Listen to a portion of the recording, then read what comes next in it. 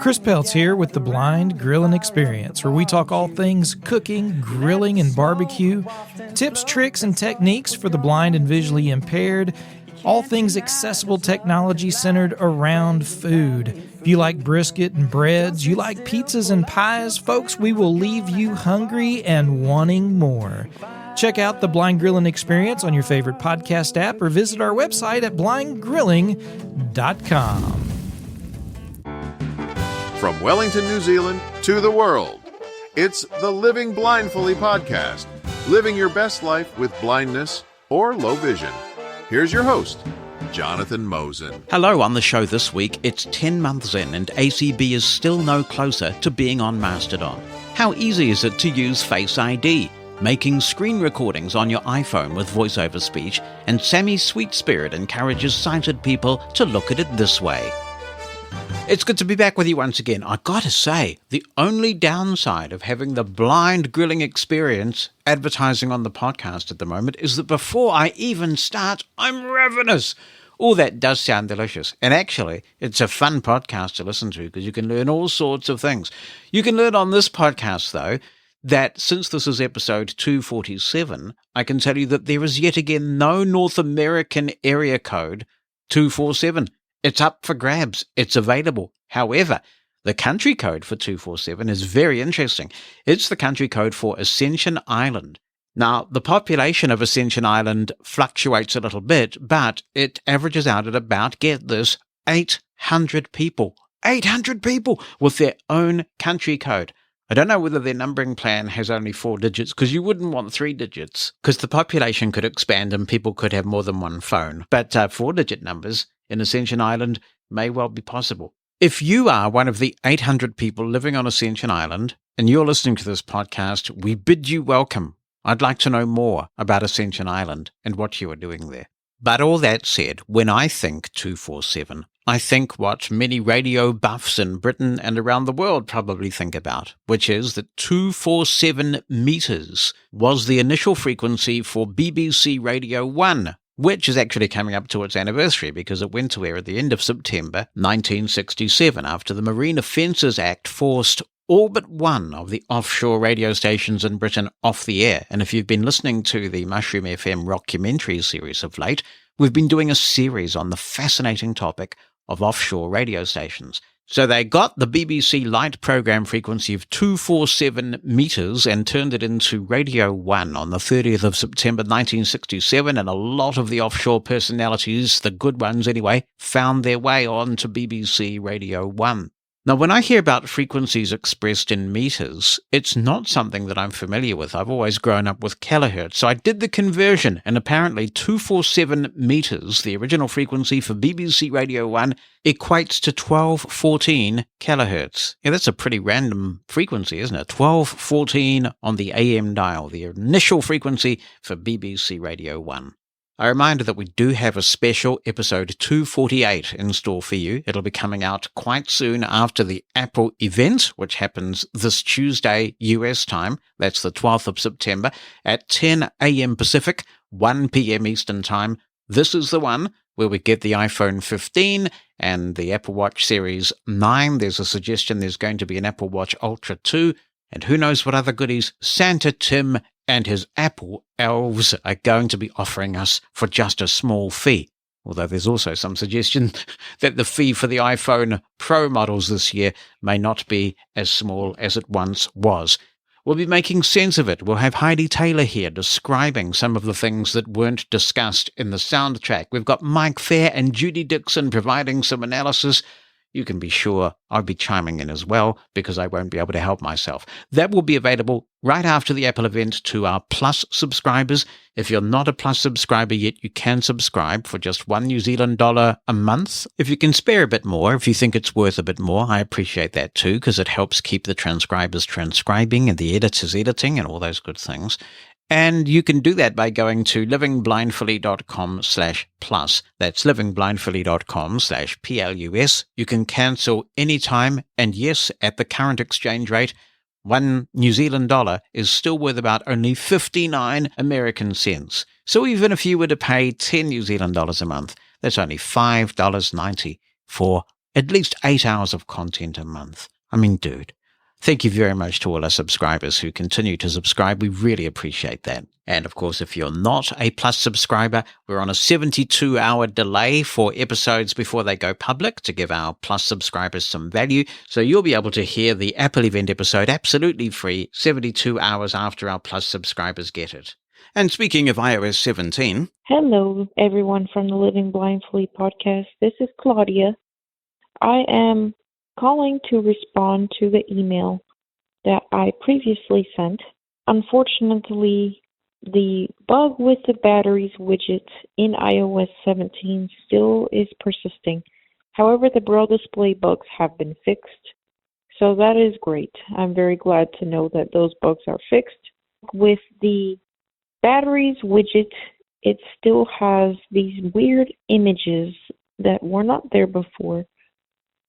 And it says like battery small cap image, bolt image.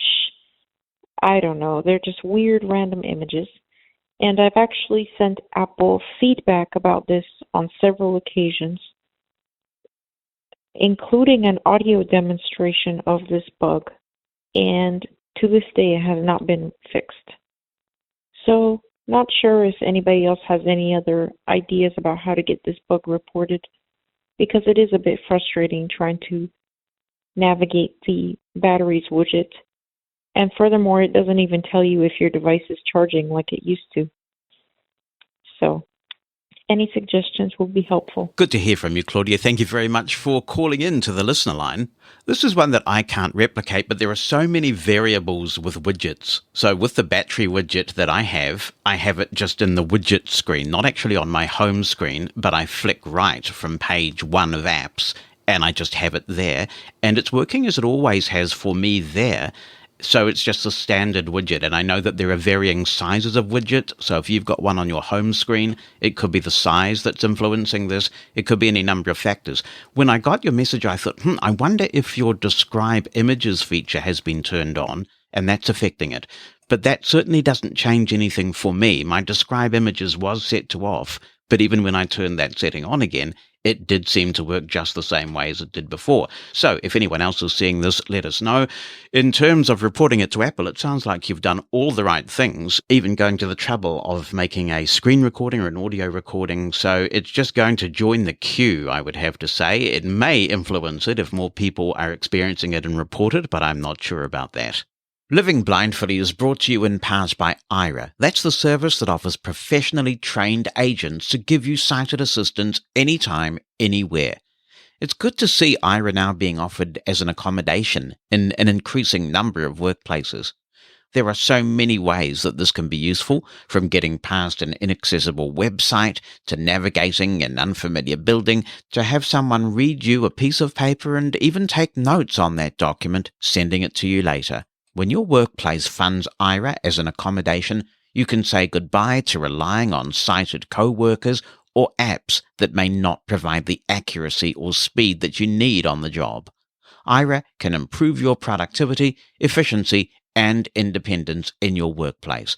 And when you advocate for Aira to be available in your workplace, you're not only improving your own productivity, you could be helping to make a dent in our high unemployment statistics. We're already seeing that workplaces that embrace the need for visual interpretation tend to hire more blind people. Win-win. Aira will work with you to advocate for your workplace to offer sight on demand. You can email them to make an appointment so an expert at Aira can help make it happen. The address to contact is access@aira.io. That's access@aira.io. Let's return to the topic of the Lyft driver who has recommended in 2 videos now, the second of which was supposed to be an apology but was really just a doubling down, that Lyft drivers, and by definition rideshare drivers in general, who find that they're about to transport a service animal because they're driving past to pick up the job, and then they see somebody standing out there with a service dog, should just drive on by, and when they're at a safe distance, cancel the trip. Now, obviously, this breaks laws all over the place. I did provide a link in the show notes to the first video when I first raised this.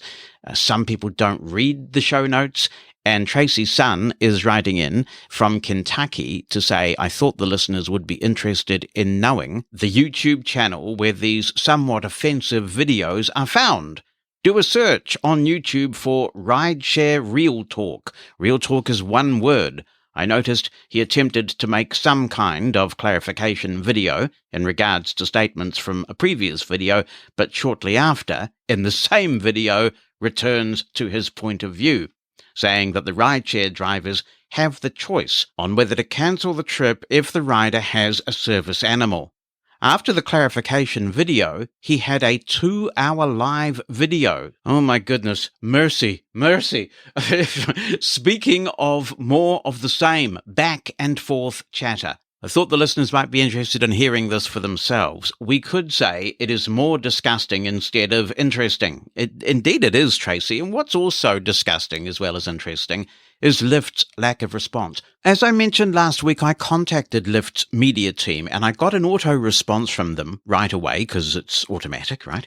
And they said, we realize you're probably on deadline, so we'll get back to you as soon as we can. That was a week ago at the time of recording, and I've not heard another thing, which indicates to me that they are not going to respond. And I want to recap the questions that I asked Lyft, because I think they're absolutely fair and reasonable questions. I made the point in my email, which was very respectful, that I understood they may not want to come on the podcast for an interview, but a statement that I could read to you so that we could get some assurance that Lyft was onto this in some way would be great, at the very minimum. Not a thing back. So let me recap those questions that I asked Lyft last week. First, does Lyft know about this video? Second, does Lyft agree that this does not convey a positive image of the company to disabled people?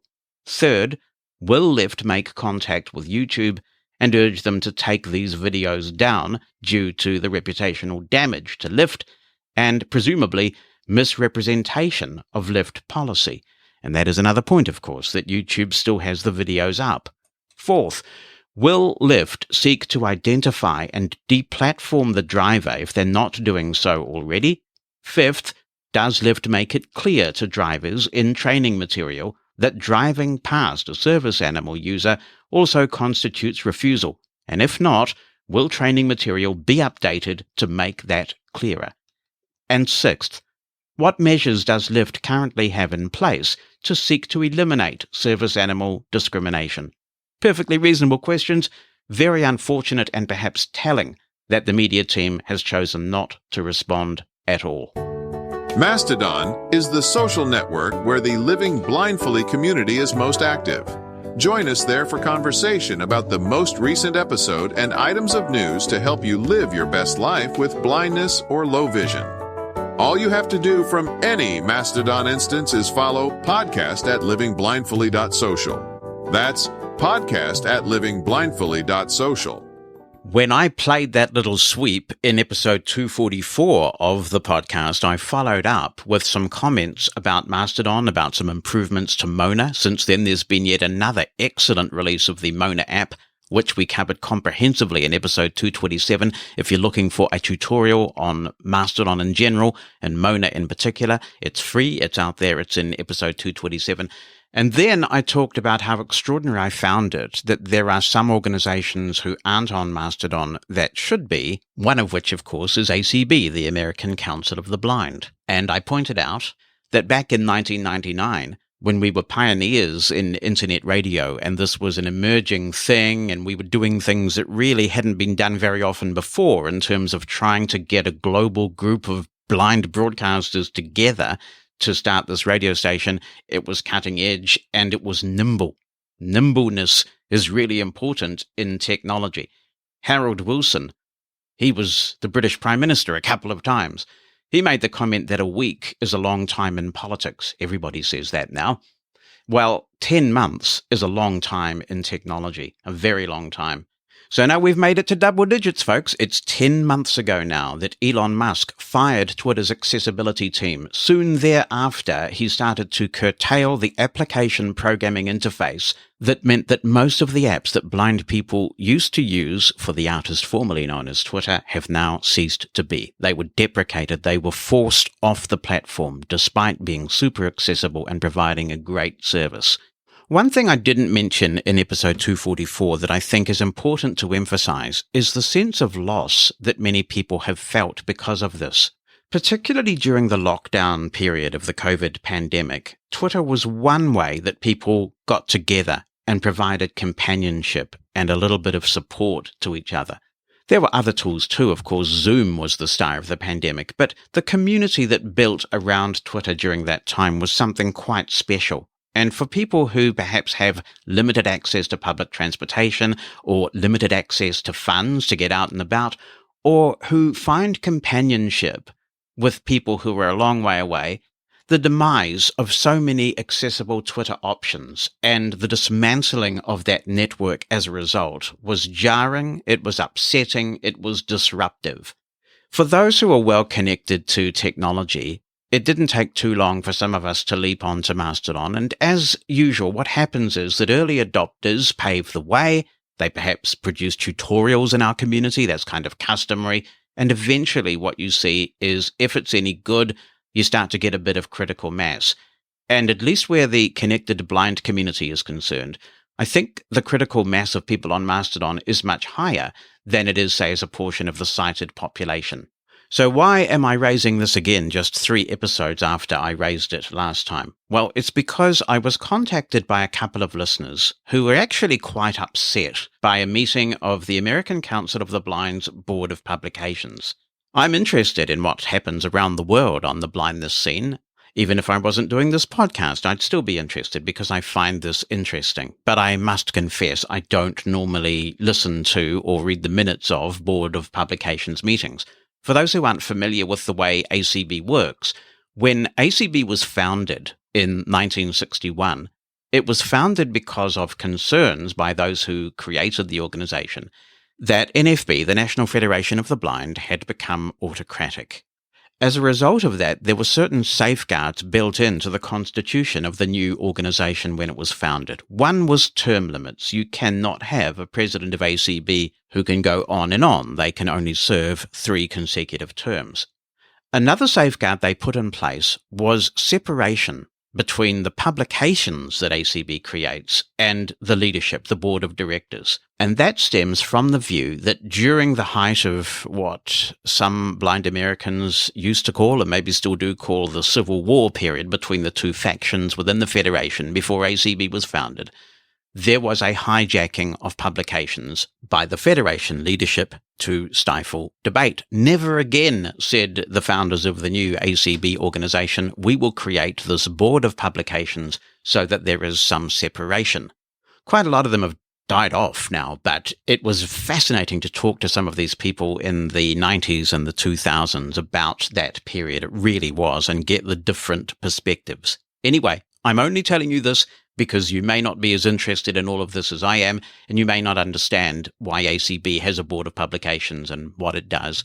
Now, my understanding is there's been increasing frustration and actually embarrassment among some that this organization that was once seen as so technologically innovative has dragged the chain to the extent that we're now 10 months after the great Twitter exodus and the great Twitter implosion, and there's no ACB presence on Mastodon, at least at a national level, to be found. So there has been some discussion on ACB internal channels like email lists, as I understand it. I don't subscribe to those either, so I wasn't aware of any of that discussion until I was made aware that the Board of Publications of the American Council of the Blind had a regularly scheduled meeting on the 5th of September, at which ACB's presence on Mastodon was on the agenda because there has been so much discussion about it. Now, you can listen to this in its entirety, and if you're interested in this, particularly if you are a member of the American Council of the Blind, this is your organization, and I encourage you to grab that. And it is to ACB's great credit that they make these things available so publicly. The Board of Publications is a public meeting. People can attend it on Zoom, And if you can't attend it on Zoom, you can download it as a podcast. They also publish their minutes online. That is absolutely epic transparency, and well done for that. So I was just sitting here, not on the Group W bench, I have to say. I was sitting here, minding my own business, when my Mastodon and other channels kind of got a bit busy with people feeling quite upset about the way that the Board of Publications meeting had gone. And this is the only reason why I know about it. If you want to hear this in its entirety for yourself, you can search for ACB Business in your favorite podcast app. You can subscribe to that podcast if you want, or you can download what is, at the time that I'm putting this podcast together, the latest item in the feed, which is the Board of Publications meeting from the 5th of September. The discussion really starts to get going when Jeff Bishop provides some practical solutions for getting ACB on Mastodon sooner rather than later. Many of us will know Jeff very well because he's served the blind community so well in numerous professional and personal capacities. For those who don't know Jeff, he's highly tech savvy. He understands where the blind community is at, his fingers on the pulse. He engages with the blind community where other blind people are. He knows what he's talking about. He's a respected voice, and he should be listened to. And he did have some practical solutions. Then the virtual floor, because this is a Zoom meeting, gets handed over to ACB's president, Deb Cook-Lewis, for some comments. And since it's safe to infer that this podcast, and by extension I, have been referenced in this piece, I don't know whether other podcasts have been talking about this or not, I celebrate natural justice and exercise my right of reply. Her comments start in the most extraordinary way. I'm not here for a debate, frankly. This is ridiculous. Secondly, I will make a couple comments, though. And those couple of comments then lasted 10.5 minutes of continuous talking. So clearly the president was not there for a debate, but actually to lecture those who were on the call. But the message was that ACB is not opposed to being on Mastodon, that it probably will get there eventually in due time. It's like the agencies, who used to say blind people have to be patient. You vociferous blind people making all this noise, you don't understand what's going on, which is an extraordinary stance to take for a membership organization. There were all sorts of comments about personnel changing, comm staff being in transition, but look, the Twitter exodus and the demise of Twitter apps began 10 months ago. 10 months ago.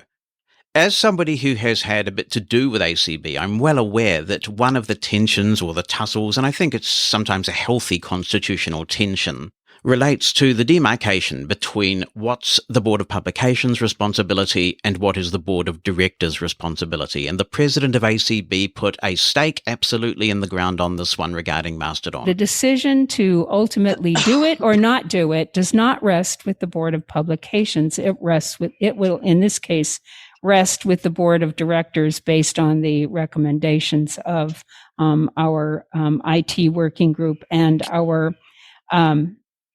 Public Awareness Steering Committee, which currently is on hiatus and has to be brought back. So right now it would come pretty much from the IT working group, of which Jeff is part. So at that point, we can do that, but we're not going to be taking it on that I can see until we have some of those things in place. And then as part of that, we certainly can.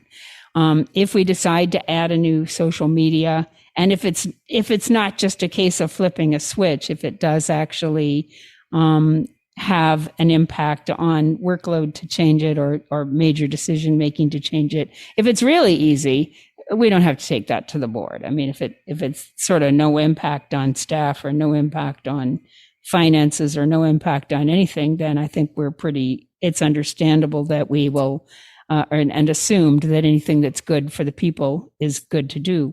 If it does require more consideration, then it will come to the Board of Directors because it's part of our IT infrastructure.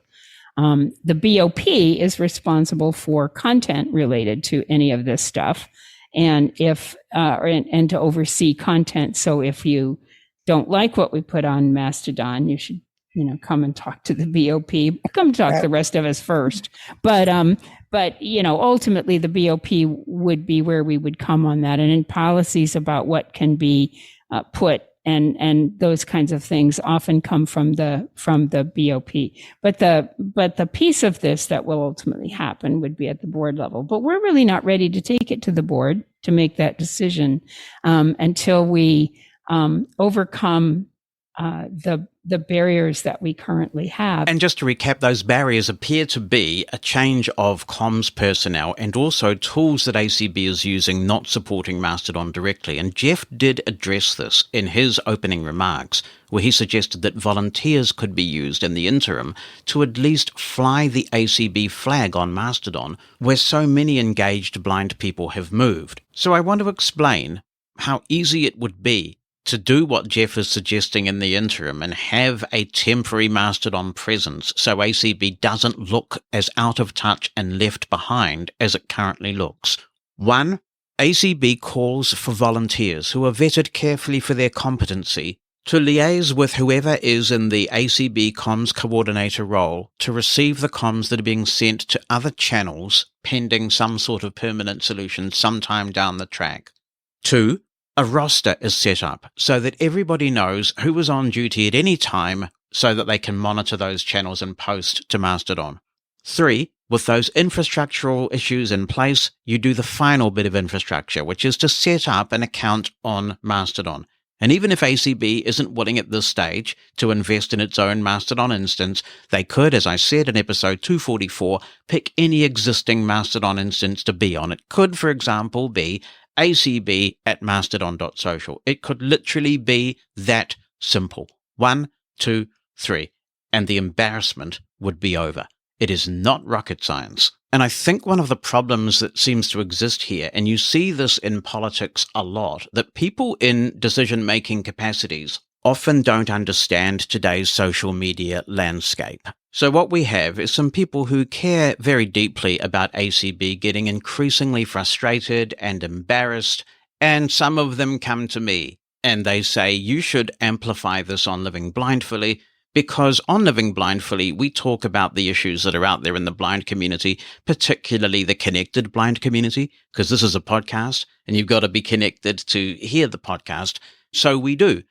The discussion that I initiated about this in episode 244 was as a direct result of people who were talking both on and off Mastodon with increasing frustration about the procrastination. I mean, you can go and listen to the president of ACB talking continuously for 10.5 minutes, and you will hear the online equivalent of the dog ate my homework. It is a litany of excuses for inaction over something that actually began 10 whole months ago.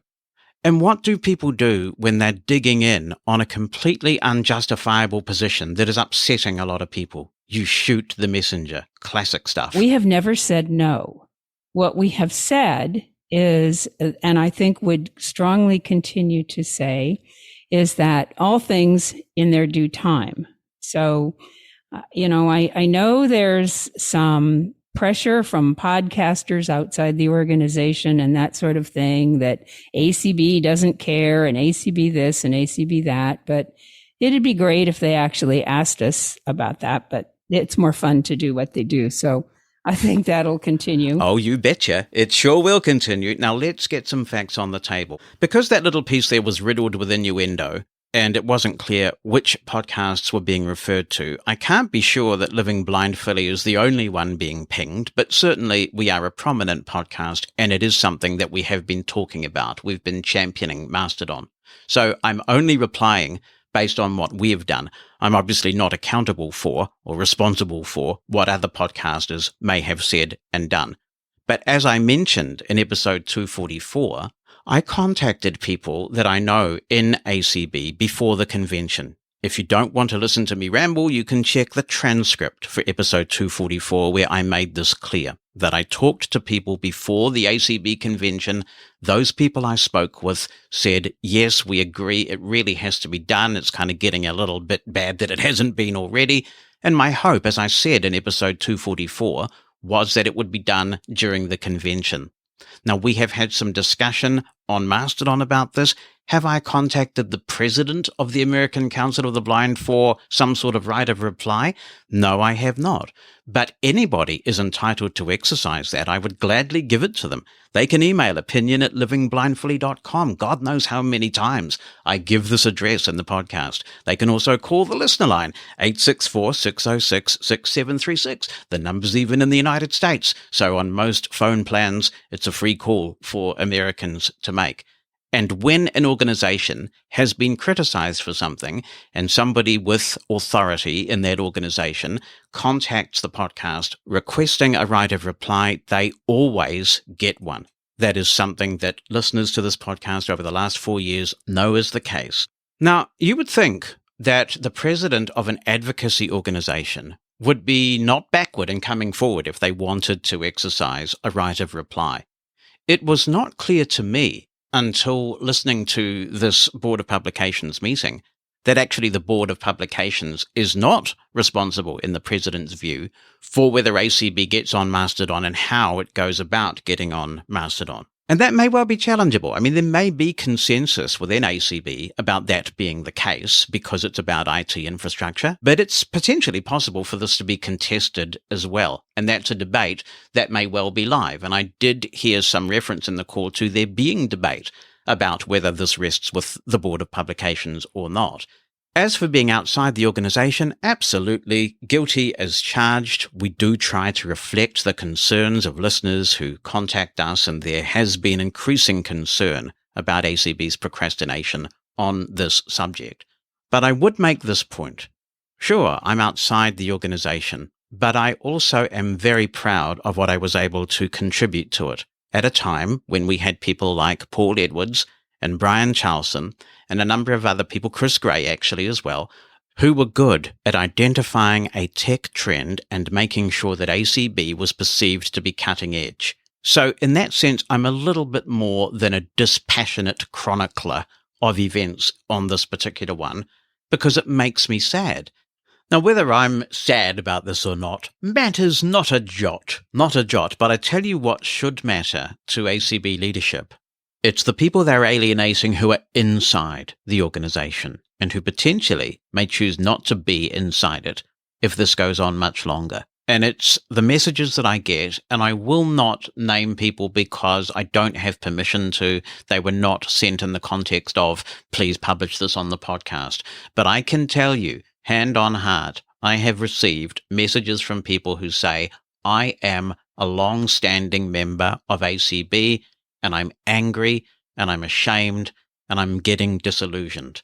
Any president of a consumer organization worth their salt should take that kind of feedback seriously.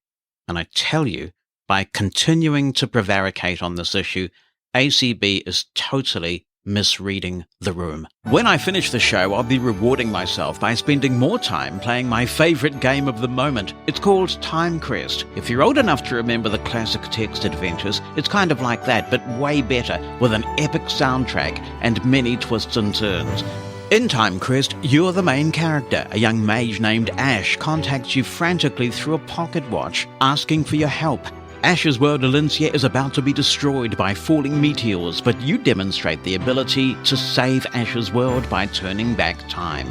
Chatting with Ash is kind of like texting a friend who needs help, and I must confess, I've come to look forward to the text conversations and what's happening in Ash's life. Play Time Crest on your iPhone, iPad, or Apple Watch. Play it for hours at a time, and believe me, I have, or you can dip in and out when you have a few minutes.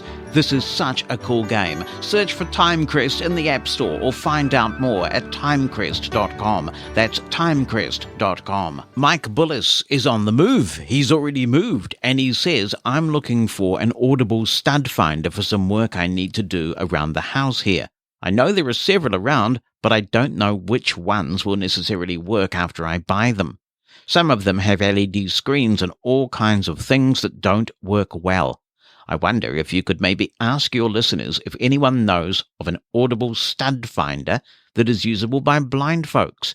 Oh boy, this sounds way beyond my DIY skills, which are basically zilch. Can anyone help Mike out? Be in touch. Opinion at livingblindfully.com, or you can call us on 86460-MOSEN, 864-606-6736. Steve Nutt is writing in from the UK. He says, "Hi, Jonathan. I hope you're horribly healthy as I am at the moment." Thank you, Steve. I'm very healthy at the moment, I'm delighted to say.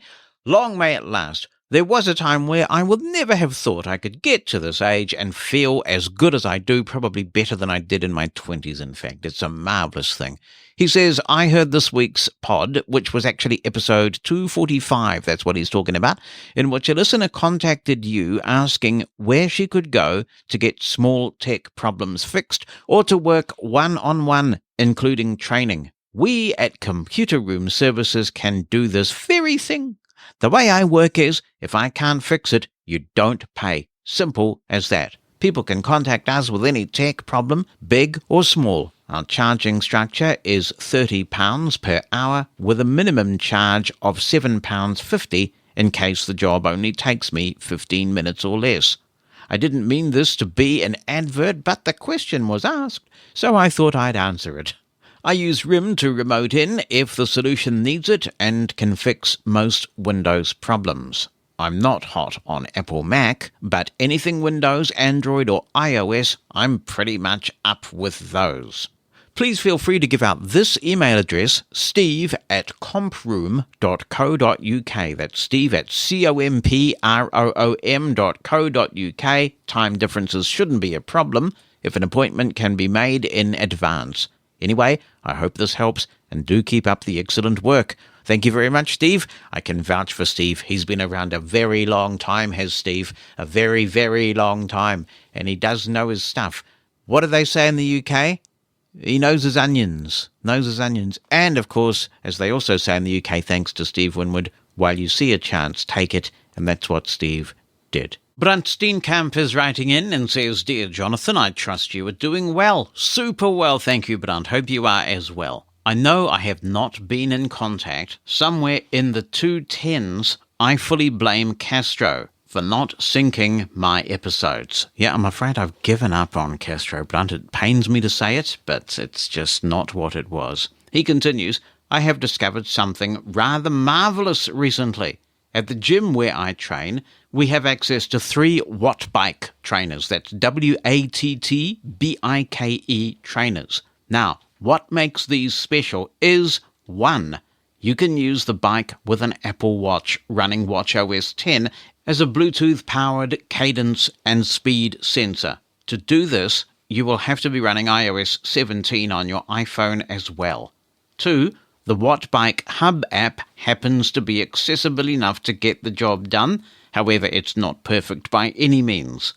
I am very well aware that there are other bikes as well that can be used in the same fashion. For example, those made by Techno Gym. Oh, I know about Techno Gym, Brunt, because they make our treadmill, and I'm a big fan of our Techno Gym treadmill. He says, "I have not tested any of the smart trainers out there. Those are devices you use with a standard bike, but I assume, hopefully, many of those can be used in a similar fashion. As you can see above, I have fallen down the rabbit hole of public beta testing again. I always say, never again. Then suddenly, kablamo! That's an interesting word. I'm finding myself running the public beta again. This is something that really needs intervention. If you are reading this before the 2023 Rugby World Cup, good luck to you and the team you support. The same for all your listeners. Obviously, the Springboks, or as we'd say, Die Bok for me. If you need to have that pronounced, just ask 1 in 10 folks over there in New Zealand. They are Afrikaans, South African anyway. This is why we call New Zealand a South African colony. Hello, Jonathan. I listened to your review on drafts and did learn quite a bit, but I wanted to expound a little bit on my favorite action in drafts and how I use it, and that is the list in reminders action. Now, I did go in there and tell it to discard the text once I have run the action, and I use this to keep track of my paratransit times, which is not as easy as it sounds when they say, we'll get you at 6:51. They'll give you oddball time, and then your window is half an hour after that. So it's important that I have them accurately written somewhere, easy to get to. And so when I'm doing Braille screen input, I do hashtag trips. The hash symbol in UEB, by the way, is 456TH, 456.1456, or the number sign flipped upside down. Now, there was a bug in the Hable where 456TH was writing the British pound symbol and .4L was writing the hash symbol, and those are reversed. And I don't know if that has been corrected. I need to write to them. I think that they thought they'd fixed it and that was the way it was supposed to be, but that's very much not the way it's supposed to be. But anyway, what I also discovered about listing reminders is that if you keep the title of the list the same, if you need to add more trips later, in my case, and you rerun the action, the new items will be added to the end of the list, which is not what I was expecting. So that's cool. I have also purchased a Sonos Roam and am enjoying that. One tip I would provide is that if you're wanting to power the unit completely down, realizing that it's going to take, 15 seconds or so to come back, but to power it all the way down, you press and hold power for 5 seconds and you'll get like 3 tones, and the last tone will be kind of a bassier descending tone. And that's how you know it's off. What I also do is to find out whether it's turned on or not, I hold that power button again for about 5 seconds, and then you can check the status by using the button that turns the mics on and off, and you'll get sounds to tell you, oh, okay, it's on now. Of course, if you load the Sonos app, it will tell you whether it's connected as well, but that's the quick and dirty way to find out what's going on. But the setup was pretty much exactly the way that you showed, and the app is easy to use. And I'm discovering that there's a lot of services on there that I've never heard of, or just things I wasn't expecting to see, like Audible and AccuRadio and stuff like that. So anyway, thanks for all of what you do. It's interesting that you bring AccuRadio up, Sean, because it's not one that I hear about very often. And I discovered AccuRadio through Sonos. I've never heard of it until I got Sonos, and I really like it. So if people haven't tried this, the iOS app is very accessible. So even if you don't have a Sonos, you should search for AccuRadio in the App Store and give this a try. They have lots of channels there, and they're really good. They have a few that I go to sleep to, actually. There's a thing called the Star Channel. There's another one, I think, called Classical Relaxation. So they have quite a few, and they just have a wide range of genres. Very good during the holiday season as well. They have all sorts of holiday channels there. So AccuRadio, it gets a notable mention. Hi, Jonathan. This is Vaughan from Australia. Love your show. Congratulations on the podcast. 2 quick questions. I don't use a passcode on my iPhone. I've got a password rather. I've got a 4-digit PIN, but I only have to put it in once every 24 hours, which means when I swipe up from the bottom of my iPhone 13 Pro, I can access everything without having to put in passwords and the like. But I know most people are using Face ID. How do you find it? Is it quick? Does it slow your productivity down? And at those times, like if you're laying in bed and it's dark and it's the middle of the night and you just reach over to switch on a podcast because you've woken up at 2 a.m, is that easy, or do you have to then put in key combinations, etc., to get your phone to wake back up? Or does Face ID just work whether it's dark or not if it's set up? The other thing I was going to ask you, when changing to the new iPhone, a lot of the time, if you do the over-the-air backups, you have to re-enter all your banking passwords. And I'm dreadful with those things. I never remember them. I end up having to reset them, and it just causes all kinds of grief. Is there any way of backing up your data and transferring it to the new iPhone where it carries over your sensitive passwords as well? Thanks, Jonathan. Appreciate your help. Oh, it does sound like a new iPhone might be in your future, Vaughan, and why not with all the USB-C and stuff that's coming in it? First of all, I don't want to sound like an alarmist, but what you've got going on there is an incredible security risk. Because if someone was to snatch your phone out of your hand, and sadly we do hear of stories where this has happened to blind people, I guess this is one of those areas where we are a bit at risk if we're using our phone out in public and some disreputable reprobate takes the phone away from you. Well, they've got full access to everything on your device at that point. That could lead to just so many issues for you in terms of identity theft and compromised accounts and goodness knows what else. So there is an issue there. But in terms of the specific answer to your question, I personally have never had a problem with Face ID. Some people have an issue setting it up in the first instance. And way back when the iPhone X came out, I actually did a podcast where I demonstrated getting to know Face ID. We didn't really edit that. Face ID was new for everybody. And we had Heidi in the studio, and she came up with this analogy. I still get people contacting me saying, I struggled with Face ID, and then somebody pointed me to the podcast you did with Heidi, and Heidi's methodology just worked for me. And thank you, Heidi. Yes, indeed. Thank you, Heidi. So her technique is you treat your nose as the hand of a clock. And when you're setting up Face ID, you turn your nose in a clockwise direction, like it's going round the clock. And that does work very well for setting it up. It may take a bit of getting used to in terms of the distance from the phone, but once you've got Face ID set up, it does learn over time. When you first start to use it, there will be two things going on. One is, if you don't use the front-facing camera very much, or you're just not good with cameras, it may take a while to understand just how far back you have to be from the front-facing camera for Face ID to work. But you'll get there. And the other thing that's happening is that Face ID is learning over time. So if it gets an error and then it authenticates, it kind of says, okay, I need to learn a bit more about this face. And it seems to do that. What I can say is that Face ID works for me 100% of the time in an indoor environment. Occasionally, if I need to unlock my iPhone, say to call an Uber, and I'm waiting outside somewhere, and it's a bright, sunny day, I do occasionally have issues authenticating with Face ID in that scenario. And if it gets bad enough, I just enter my passcode.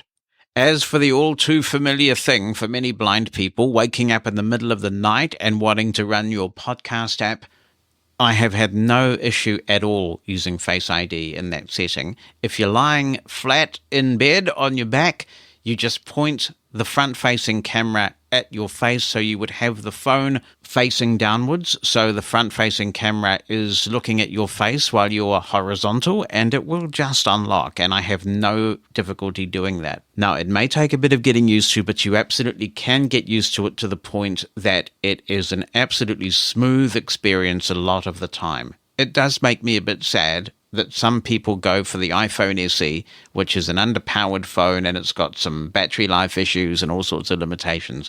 Not because they prefer the form factor, which is a perfectly valid choice, but people have made them afraid of Face ID. And I think the next iPhone SE is probably going to have Face ID. So we can't keep going on like this, you know. It's absolutely possible to get used to. The other thing I would say is that there are so many benefits in blind people just becoming comfortable with using our cameras for all sorts of things. Be My AI, for example, the service that Be My Eyes is offering in conjunction with ChatGPT, is just opening so many things up to us. So we should become familiar with the powerful cameras that are on our devices and get to know them and embrace them. So I'm sure you'll have no difficulty at all, Vaughan, after a week or two of just playing with it and getting used to it. Regarding your second question, this is the reason why I still always back up using a full encrypted backup using iTunes. For those who have a Mac, obviously iTunes has gone now, but you can still do a full encrypted backup onto your Mac. Now, I'm not saying that it will remember every password. In the last couple of years, I have seen a steady increase in apps where, for whatever reason, they're going to make you authenticate again by entering a password on a new device. But it does remember a lot more than an iCloud backup does. It sounds also like you might benefit from using a good password manager. 1Password is still my favorite. I stuck with it through the tough times because they had a radical rewrite with 1Password 8, and it got a little bit inaccessible for a while there. They have sorted that out. I think they're a good company, Agile Bits, who make 1Password. They are committed to accessibility. They sorted it out. They listened to feedback. And certainly on my iPhone and on my Windows machines, 1Password is fantastic. And it does mean that you can have a unique password for all the services that you use. 1Password is well integrated in iOS, thanks to some APIs that Apple have made available. And using biometric authentication, i.e. Face ID, it's really easy to log into apps. I'm grateful to Numa Solutions for sponsoring transcripts of Living Blindfully, so the podcast can be as inclusive as possible. Inclusivity is a good word to describe all that Numa Solutions is about. And if you're employed, you'll know that RIM and Scribe for Meetings can make a significant difference to accessibility and productivity in the workplace. We know it, but how do we convince the boss or the person holding the purse strings in our workplace of that? Numa Solutions takes some of the pain of this process away through their self-advocacy kits for Scribe for Meetings and for RIM. Simply visit the Numa Solutions website, find the self-advocacy template that works for you for either product, fill it in, and send it to the person who makes the decision. It really is that simple to get the conversation started at your workplace. And if the person you're talking with has questions, Numa Solutions are on standby to help. So if you know you could benefit from Scribe for Meetings or RIM in your workplace, don't hesitate. Use the advocacy templates and start a conversation. To find out more, head over to pneumasolutions.com. That's PNEUMA solutions.com. Here's another handy little contribution from Michael Babcock. On a podcast, I heard one of the hosts mention the fact that he makes a recording of applications that might not be accessible. Now, there is a way to do this on Android. I don't have an Android device handy to show this to you, but I want to show you on the iPhone how you can record your iPhone screen and get your voice in there so you can talk to developers directly and let them see what you're encountering on their iPhone. 2 caveats. Number 1, I am using an iPhone 12, which means I don't have a home button. So figure it out. If you don't know how to navigate your phone, consider should you be sending feedback to app developers. And number 2, I am on iOS 17. So you may hear things that don't sound exactly the same. The process and procedures, though, are exactly this. Now, the problem to be solved today is we want to let app developers hear what a VoiceOver user would hear if they were to use their iPhone. The gotcha with VoiceOver and app developers is some app developers don't know how to use VoiceOver, so they're not going to go try to use it. And having a recording might help them. What we're going to do is we're going to add the screen recording feature to the control center. I'll show you how to access the control center, and then we'll also show you how to do a recording because there is one step you got to take if you want to include your voice. So we'll start by tapping Settings. And we'll go in there. Settings. By default, the screen recording functionality is not in your control center. So in settings, we want to locate Control Center button. It's directly below the general option. Swipe down from the top right edge to open Control Center. That's how you can open Control Center. I don't get that to consistently work. How I actually do it is touch the status bar and then flick up on my screen with 3 fingers. So this screen's going to show you a list of the controls that are in your control center at the top, but if we use 3 fingers and flick up, rows 8 to 26 of 28. You can hear that we've went to the next group of elements we can add. Insert screen recording. So I located screen recording and there's a button next to it that says insert screen recording. If we double tap this, insert quick note. It then changes to insert quick note, which I don't want to insert right now. I can use 3 fingers to flick down. And VoiceOver didn't give me any feedback when I flicked down, but what we're going to do is touch towards the bottom middle of the screen. Remove Ping My Watch. And that's a feature I think that's only for iOS 17, Ping My Watch. But if we flick to the right now, reorder remove screen recording. There's remove screen recording. Well, what you want to do is find the screen recording, and that tells you that it's there. Now, if I flick to the right, reorder remove screen recording button, draggable. Double tap and hold, wait for the sound, then drag to rearrange. And I want to do just that because I want this to be towards the top of my opportunity. So I'm going to double tap, hold, and then slide my finger up and listen to the feedback that VoiceOver gives me. Move above flashlight. And then I'll lift my finger up. Included controls, heading. Note that when I double tap and held, I did feel a gentle vibration or haptic, and that's when I knew I could just slide my finger up the screen, vertically. So now, let's go to the home screen. Settings. And if I touch in the top right corner, slide my finger down. IDK, 3 of 3 Wi-Fi bars, status RI, control center, airplane mode, switch button, off. Double tap and hold to show more controls. Double tap to toggle setting. That seems like it actually worked. If you can't get that to work though, 3-finger flick up from the status bar once you put focus there. Now, about halfway up the screen on the left side, Screen recording button. I found screen recording button. And you may not have that there. So find the controls about halfway on the screen and flick through them until you find screen recording. And then you can go reorganize that in your control center in settings if you're interested. Now, here's the important part. I'm going to flick down. Don't double tap, but flick down. Open controls. And there's an option to open controls. If I double tap now, Selected photos button. it brings me to probably not one of my favorite iOS UI interfaces. But if I touch at the bottom of the screen, about the middle of the screen, Microphone off button. I find microphone off button. If I double tap that, Microphone on. and then I flick to the left, Start recording button. when I double tap, 3. Stop record 2. 1. VoiceOver gave you a countdown that it interrupted itself with, and now it is recording. So I'm going to go and use my home swipe button. Full action. Selected screen recording button. I had to do it twice because the first time actually brought me back to Control Center, and now I can hear. Dock, Safari. Messages. 163 unread messages. I should read those one of these days. Anyways, now I'm going to go ahead and stop screen recording by touching the left side of the status bar, and you'll hear. Screen recording in progress. 12:09 p.m. button. So that's how you know that screen recording is in progress. If I double tap, Swipe. Alert. Screen recording. this brings me to an alert that I can flick through, Stop screen recording. Cancel. But stop button. and I'll double tap on stop. 12:09 p.m. Status bar item. Now it's only the time in the top left corner, and if I find Photos.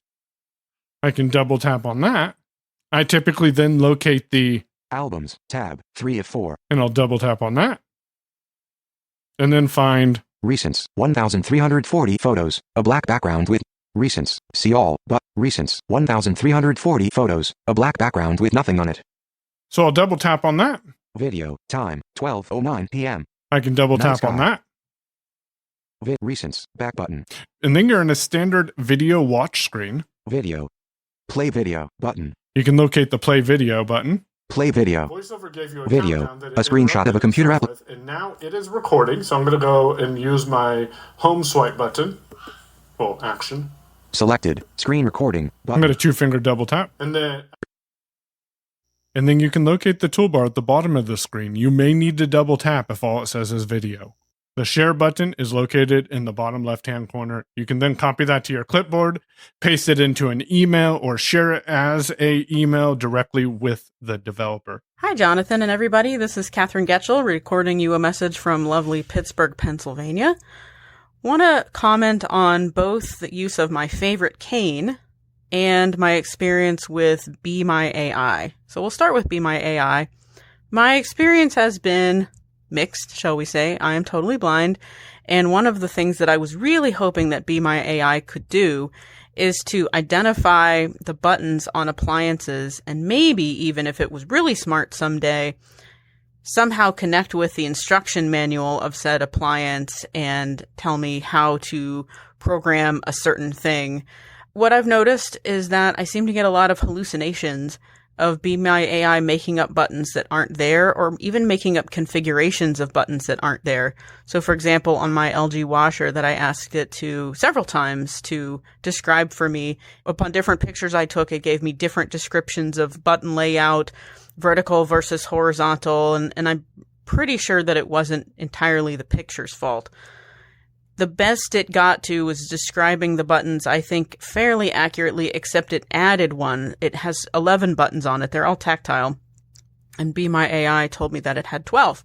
So I'm not sure which the 12th one was. But on the plus side, it was able to describe a birthday card to me. And I thought that was a great use for Be My AI, because it wasn't something that I felt comfortable tying up a sighted volunteer's time for just to describe a little birthday card. but I really enjoyed hearing the description of the card, and it matched up with what I could tell tactually, and it was actually an auditory card that made funny noises when you opened it. So it was a really, really good experience. And then today, I was going to the grocery store, and when I was standing out front waiting for them to bring out my online order, I had it take a picture of these really pretty flowers that were next to me, and I wanted to know what kind of flowers they were. And I don't know if it was accurate, but it gave a nice description of them. So that was pretty cool. So I guess I would say, for me at least, it's been helpful, but not for things that are super, super important, more for things that are just gee whiz general of interest. But I will keep experimenting with it. As far as the question of favorite cane, I'm a recent switch from a guide dog user to a cane user, at least for the time being. I retired my wonderful dog from seeing Miles in May, and have really enjoyed the freedom of just being able to come and go when and where I want without worrying about carrying food or water with me or park feeding and relief schedules. And I fly a lot for work and personally, so it's just easier right now without one. Probably will get another dog at some point, but for now I'm an enthusiastic cane user. And I was looking for a cane that was very light because I'm a big walker. I love to walk. I walk pretty much anywhere I can go. And I live in a neighborhood that's very walkable. And I found a great cane, the Ambutech Slimline cane. It says on the website that it's a light-duty cane. I do not use it in a light-duty way, I promise, but it has held up well so far. I've had it for about 3 months. I use what's called a flex tip on it. It looks like a fat mushroom type of shape, and it's not a rolling tip. I didn't want to do a rolling tip because I didn't want to add excess weight. And it is a very light tip, and I think it does just as good of a job, if not better, than the marshmallow tip for not getting stuck in cracks in the sidewalk. The only problem that I would say about the Slimline cane is that the grip that comes with it is nothing. It's very skinny, and I would say for anyone with medium to large hands, having a little bit of a bigger grip is going to be helpful. So I actually bought a golf club grip and put it on the cane, and it's taken a little bit of fiddling to get it to stay in place correctly. But I think I've got a really good system. And so if you're someone who is looking for that lightweight type of cane that hopefully doesn't stick too much in things, I would recommend the Slimline. You can get either folding or straight. So have a great day, everybody. Well, you too, Catherine, and by the sounds of it, I should wish you a belated happy birthday. I had a really good Be My AI experience, which I should report. I went out to dinner for Father's Day, which has just happened in this part of the world, with 3 of my 4 children and some significant others. It was a great evening, and I took a picture of the menu, which was waiting for me at my place at the table. And it was the closest thing to a computer reading a menu the way I would like a sighted person to read it that I have experienced. It summarized the dishes on the menu. It just told me, here's what they are. And it actually gave them to me in a nice numbered list.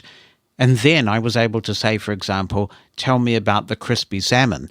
And it would tell me about that in greater detail, or how it was cooked and what it came with.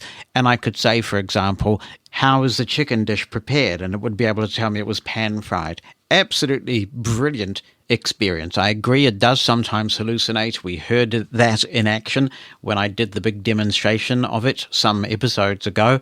But wow, it really is quite extraordinary technology and quite a leap forward. Interesting too, Catherine, that you've happily gone to a cane for a wee while, because I think it's in next week's show we will get to a contribution from a listener who is thinking about getting a guide dog and wants to know about what it takes to care for a guide dog and precisely what people think the mobility benefits of a guide dog are. Now, as we know, Bonnie used to work for the Seeing Eye, and she's a very passionate guide dog user, so I'm going to bring her down to the studio to talk about these things next week. But if people want to talk about this, then by all means get your contributions, and we'll include yours as well in terms of what it takes to care for a guide dog. It is a big responsibility, and what value you believe guide dogs add to your life. Has something on the show got you thinking? Share those thoughts with the rest of the Living Blindfully community. Send us an email, You can include an audio attachment recorded on your computer or smartphone so we can hear your voice, or you can write it down. The address is opinion@livingblindfully.com. That's opinion@livingblindfully.com. Or phone our listener line in the USA, 86460-MOSEN. That's 864-606-6736. Let your voice be heard. This podcast has created a place where blind people can talk openly about the issues that matter to us. But we know that one of the biggest problems we face is other people's misconceptions about blindness. So trying to change those perceptions is important. Among other things, Sammy Sweet Spirit is a musician, life coach, and writer. She wrote a book about blindness in general and her story in particular. It's called Look at It This Way. It is a chatty, informative, and at times very open, almost raw look at blindness. And she joins me now. Hi, Sammy. Good to talk to you. Hi, thanks for having me. How did you come to write this book, and why did you decide to write it? Well, so just as to kind of let people know the whole title, it's called Look at It This Way, The Blind Leading the Sighted. And everyone kind of gets a kick out of that. Right. But why I decided to do it? Well, I was frustrated. I had, personal things I was dealing with, as well as, I was trying to find a job at the time, and I had my phone stolen on a train. That was kind of a big thing that happened. And so first I thought about making a YouTube channel, and I'm like, I kind of want to bring some awareness and education to the sighted community, or people who can see, because there's a lot of misconceptions going around because they don't know, because it's not talked about on a mainstream level, what we do on a daily basis. And, I also knew that the root thought was, you're different from me, so I can't relate to you. And so I wanted to try and change that. So I decided the YouTube thing was going to be a little bit difficult because, making videos and making them presentable and all of that. So I said, maybe I should just write a book. And so literally I woke up one day and said, okay, I'm going to do it. It was President's Day of 2020. And I just started writing. And then it turned into months and then years. But then I had, help along the way. I hired an editor. And then I was really fortunate enough to work with Neil Donald Walsh, who is pretty, popular in his field of work. And I just wrote him and said, hey, I'm working on this manuscript. And he called me the next day and said, I really like what you're doing. I want to help you. And I was like, whoa, I was pretty shocked. So then he kind of became like another editor. And then, so all in all, it took about 2 years to write it. And yeah, I just wrote it to make the misconceptions a little bit more clear, and so people don't jump to conclusions on, how on blindness and what it means and how we do things. It's a really interesting read, and also quite a light read in some ways. I found it was like a one-way conversation, which is a very nice style.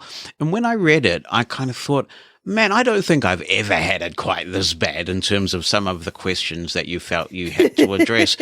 But then I thought, well, maybe, in fact, I have. And I'm at the stage in my life now with the kind of positions that I hold and the circles that I move in where people just don't ask me those questions anymore. I was reminded for the first time in a long time of an incident where I would regularly catch the same train home in the evening, and sometimes my then girlfriend, who I was living with, would be there to pick me up. And people would say, oh, there's your friend waiting for you on the platform. And that was consistent. They didn't think that a blind person could possibly have a girlfriend, particularly, a very attractive young sighted girlfriend.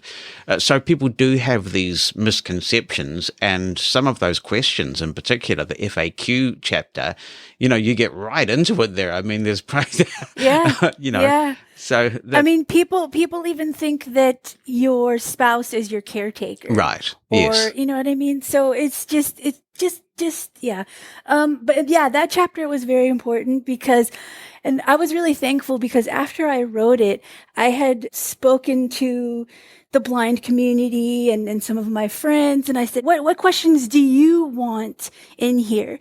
And all the ones that they said I had included. So I'm like, good, okay, I'm doing my job, and there were some ones that were kind of a little graphic, but someone had said, and I included their statement, that people really think that we can't take care of ourselves, that we can't dress ourselves, that we can't take our own medicine or feed ourselves, and so if they really think those things, we have to let it all out and include stuff that, may not be as, popular or, to say. So you attract people's attention right away with the story that you've already referred to about being on a BART train in San Francisco, and the train pulls up at the station and you're sitting there grooving along, listening to your music because this isn't your stop.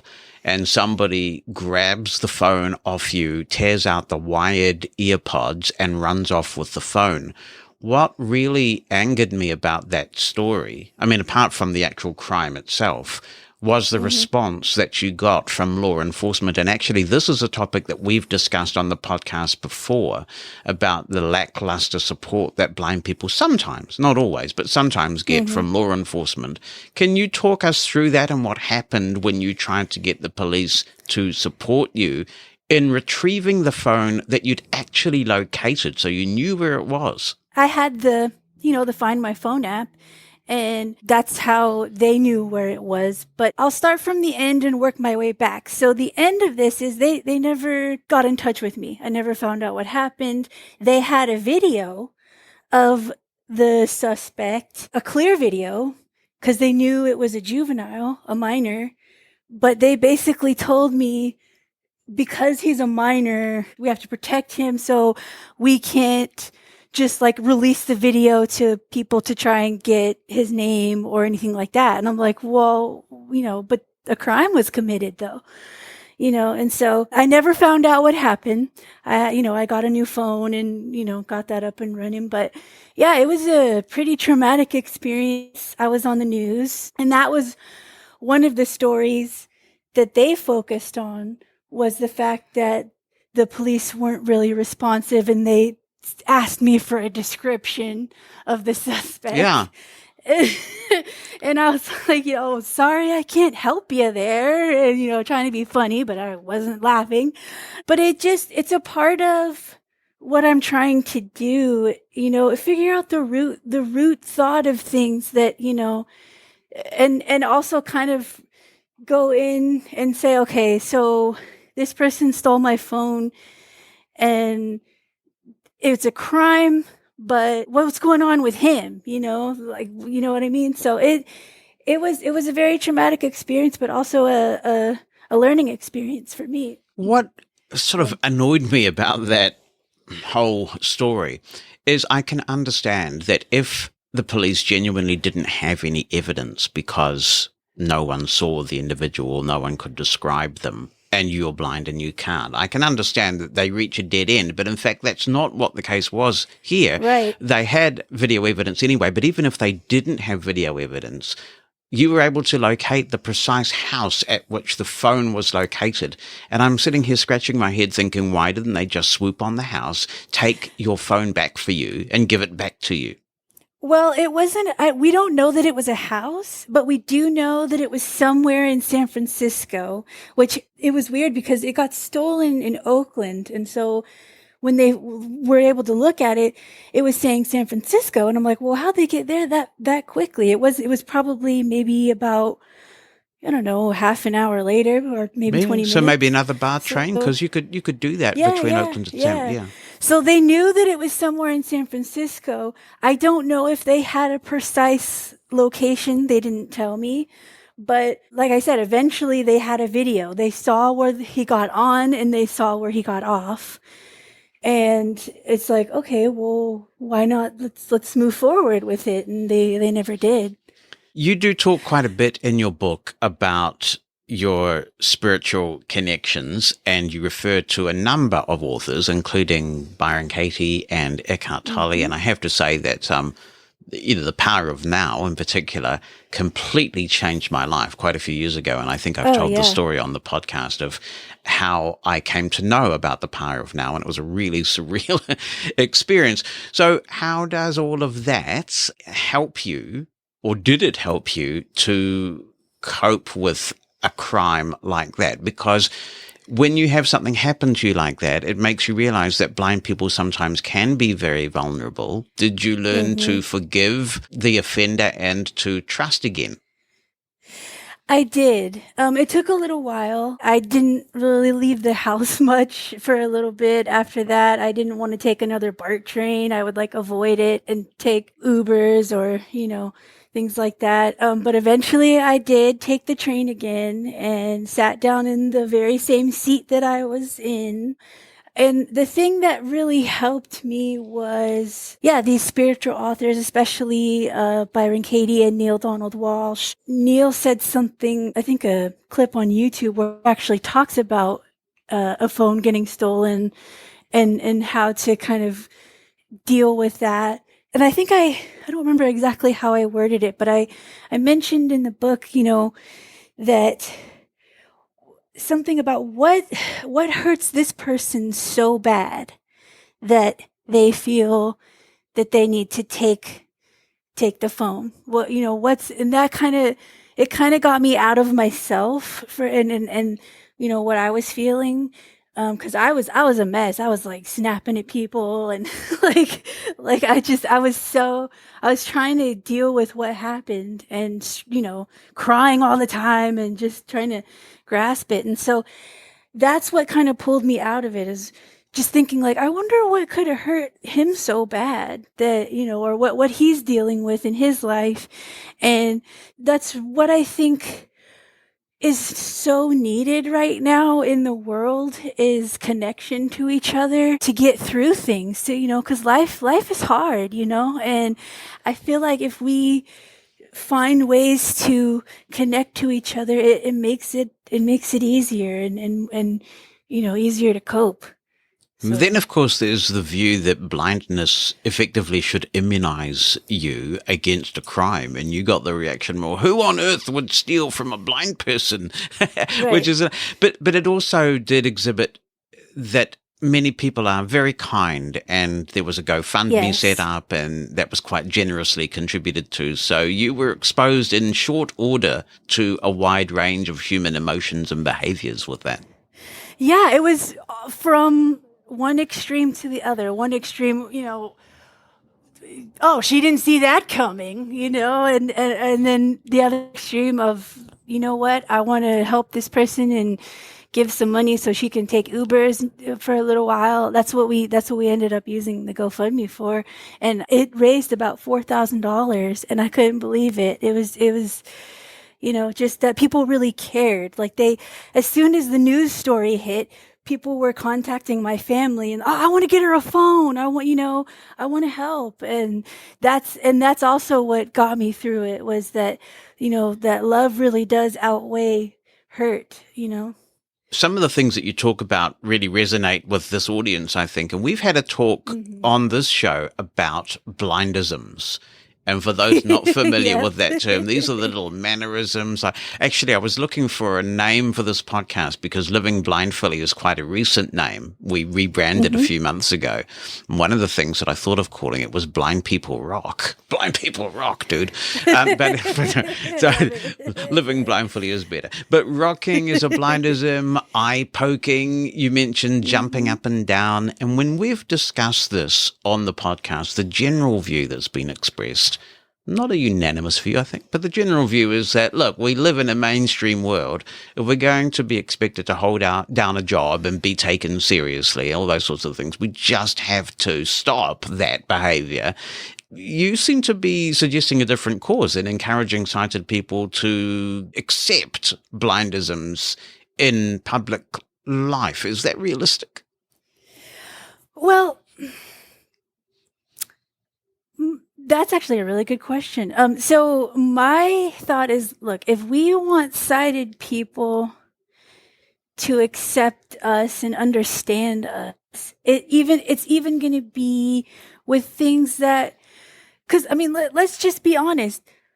Blind people judge other blind people. Oh, for sure. The blindisms. You know, it's easy. It's easy to judge, and it's not as easy to understand why that might be happening. And so I think that it's easy to jump to judgment rather than understanding. So I think it goes both ways, sighted and blind. And so, I mean, it goes all ways, but, the blindisms are a tough thing to accept, because you're right. If we are expected to hold down a job and be productive members of society, and we're doing all these kooky things that, you know, that don't really make sense, but it's a tough thing, but it's also a tough thing on all sides to understand why something may be happening. And even like with the jumping up and down thing, you know, one of my friends was doing that, and his mom was like, you know, it has to do with brain and the fact that there's a part of his brain that isn't working, and it's a way to, you know, get that part of the brain stimulated. And I thought that was fascinating. It kind of made the ew feeling go away. Like, oh, he's doing this? That's really weird. It kind of changed it from that to, okay, well, I can understand that. Yeah, and so, I'm interested in whether there's science behind that, or whether it's just an excuse sometimes that we hear from professionals. I really don't know either way. It could be. It could be an excuse, but it made me kind of wonder and think rather than judge and go, this person's weird, you know.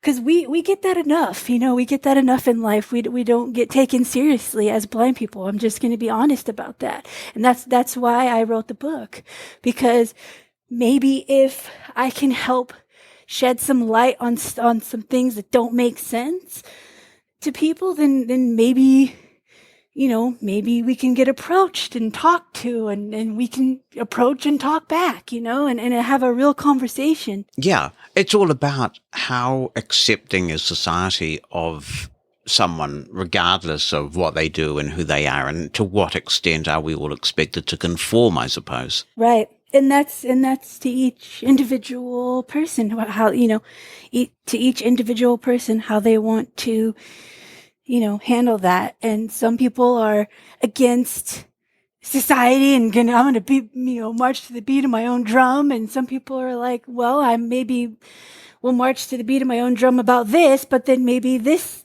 other situation, I'll, you know, kind of do what society does. And so. Yeah. And by and large, we seem to be a lot more accepting of that diversity now, aren't we? You know, there are pockets that are not, of course, but in general, it seems to me like we're all a bit more live and let live than we used to be. Right. I think so too. Yeah. Now, you also mentioned something that is a recurring theme. I get a lot of books about blindness pitched to me in this podcast, and there's a real, like a series of them at the moment.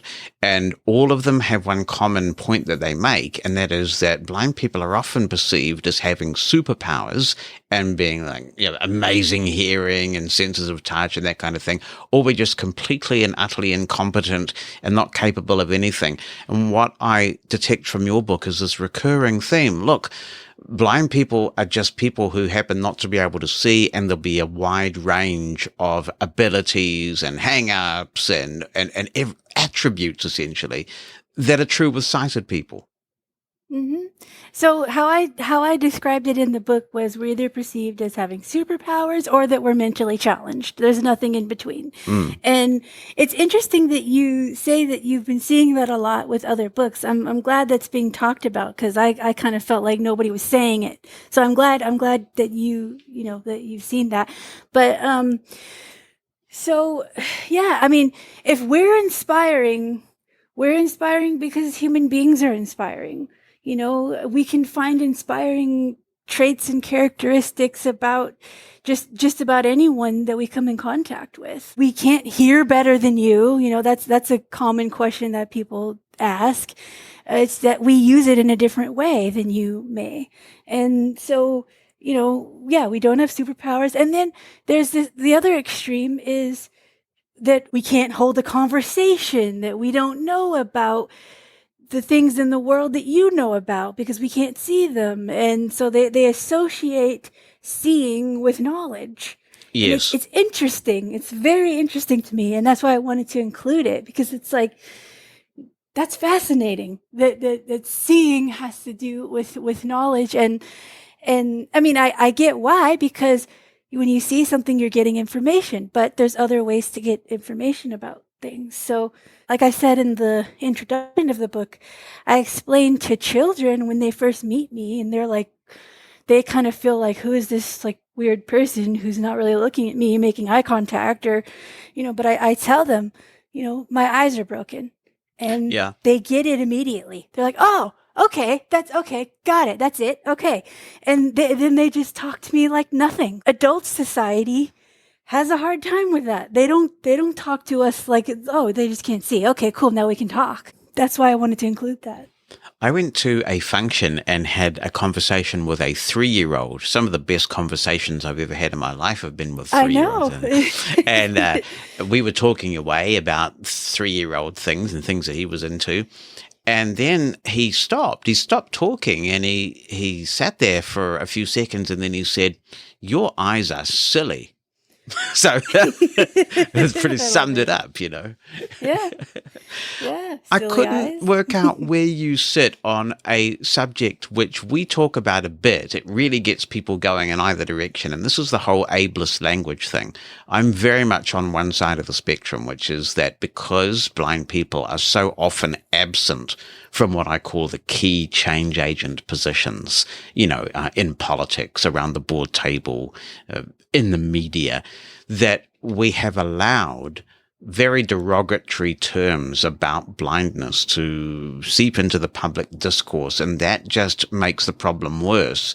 People talk about being blind to the consequences of something, equating blindness with ignorance or stupidity, and on it goes. Do you think that language is harmful? And if you do, how do we stop it? So I see why you were kind of confused about my stance, because on one hand, it is harmful, because when you like in songs, how could I be so blind? Yes. Yeah. Like, how could I not know? No, you didn't know. It's and people using words, like being really careful too. That's the other extreme. They're really careful about. They feel like we can't say, I watched that movie the other day, and it makes them feel weird. I think it can be more harmful than not, because they're very blanketed statements. I'm kind of a deep thinker, so I kind of dig into it and kind of like pick everything apart. And that's kind of why it kind of appeared like I was on both sides. But I like to pick things apart and understand people's thought processes. But yeah, like the whole, how could I be so blind? And I think that is, that can be harmful. Yeah, I mean, even earlier this week here in New Zealand, we had a story in our news where a politician described another politician as being willfully blind on an issue. So they're equating blindness with lack of knowledge or lack of ability. Yeah. And it's not just blindness, of course. Pleas to politicians can fall on deaf ears. You can have crippling house prices. And then on the other end of the spectrum, of course, what happens is that people perceive blind as such a negative word because of all of that usage that they won't use it to describe us. And you see people tiptoeing around the word blind. They talk about unsighted and visually challenged and God knows what else. And so they've actually hijacked a characteristic that belongs to us. Yeah. And that was another thing I said too, is that we're blind. That's just what it is. Like we don't have to sugarcoat it. And I think why those kinds of comments are more harmful than they intended is because you'd be surprised at how many people actually have never spoken to a blind person or had a conversation. And it surprised me, because going through this process of writing the book, even Neil, my friend who helped me with this, he goes, just so you know, you're the first blind person I ever talked to. And he's close to 80 years old. And it's like, wow. So I think people just don't know, and so they just assume. And that's why I'm trying to help kind of put it into that. So, maybe if people get to know a blind person and know that their characteristics and their strengths and their weaknesses and all of that, maybe they won't be so easy to go to those places and say those terms. You also don't express too much love for poor old Daredevil, for example. And I was left here thinking, so if sighted people can have superheroes, can't we have them too? Yes, we can. It's not that I don't love Daredevil. It's that people have taken it and applied it to all blind people. And that was the point I was trying to make.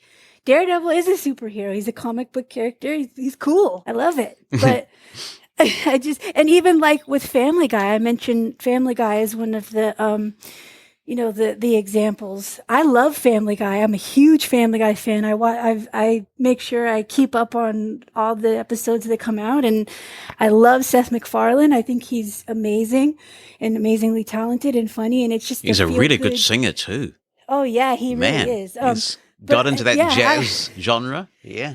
Yeah. I love him very much. But that was another example that I used. Is they made a couple episodes actually about blindness, and one of them was just pure, and they were trying to be funny, but it's not how we are. It's not, it was, for those who don't know, I used the example of, there was an episode where the drunken clam was on fire, and Peter somehow gets himself along with someone else to safety and didn't know it. And they were like, like he was approached by a Tom Tucker from the news and said, how did you, you saved this person from, the drunken clam being on fire. He's like, that freaking place was on fire. And like he didn't know. And just because he was blind, because he went blind, it was a temporary blindness situation.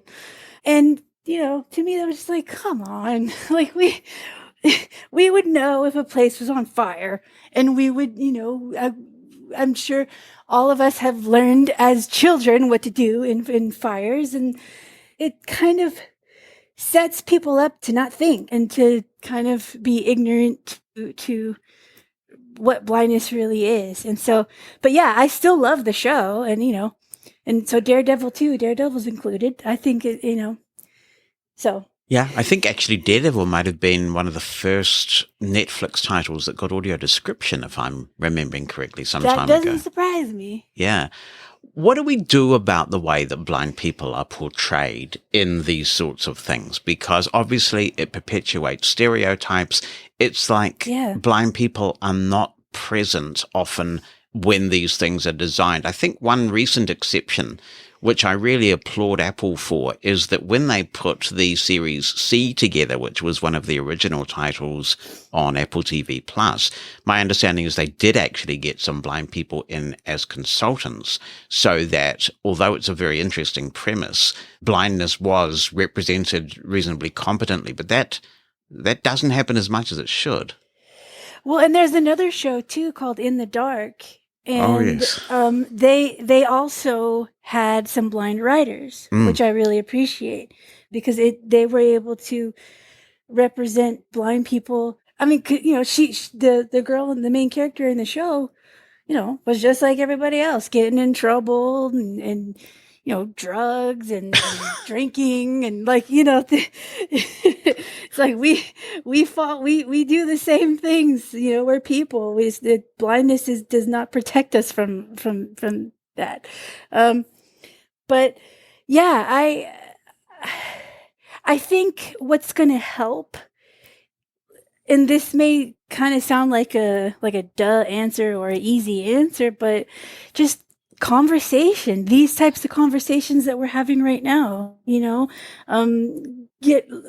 having people kind of get to know us more than just that blind girl or that blind guy, and I think that will really kind of lessen these stereotypes and like I said, understanding replaces judgment. If I judge something, that's usually a first reaction. And then when I sit down and really think about it and try and understand it, the judgment goes away, at least for me. So I want to try and help people in that way.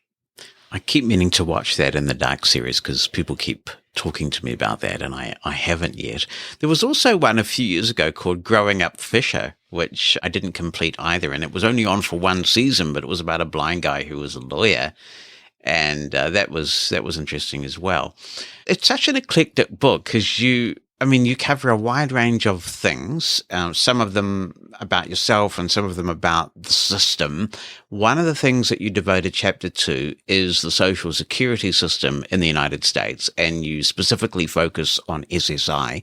You were mentioning, and this is something that as a non-American I wasn't fully aware of, that really there hasn't been any significant revamp of SSI since 1974.